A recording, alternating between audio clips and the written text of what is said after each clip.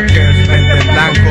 Y tu puta envidia, ¿qué, güey? Pides a dar. Sigo siendo la luz en esta oscuridad. Si yo soy el mejor, no fue por casualidad. Y mírate, y mírame, y ya no seas pendejo. Antes de criticar, primero vete en el espejo. Te espejo, más allá de sus alturas, los veo desde arriba, malditas miniaturas.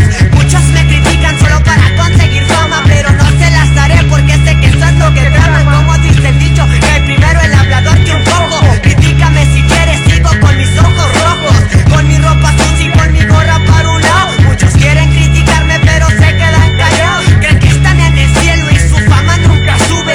Llega este tipo que los baja de sus nubes. No presumo lo que no, tampoco lo que carezco. Solo lo que Dios me dio porque lo merezco. Ustedes solo son unos miserables. Si yo soy el mejor, cabrones, no soy el culpable. Y las perras, no por nada. solo quería decir que se fueran a la chingada. Envidia, la recibo a cada segundo. Ustedes me toman en cuenta y yo ni los hago en el mundo.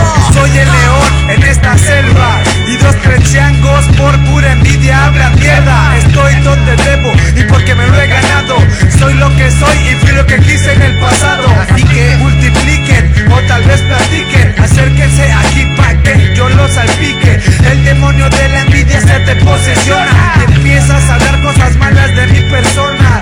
Aquí en mi zona nadie te conoce, pero en tu zona y en otras nosotros somos como dioses. Allá en lo alto utilizas esas siglas MEBTV como una hormiga. Nunca podrás estar a la altura de estos güeyes. Subimos y no bajamos, vamos en contra de las leyes.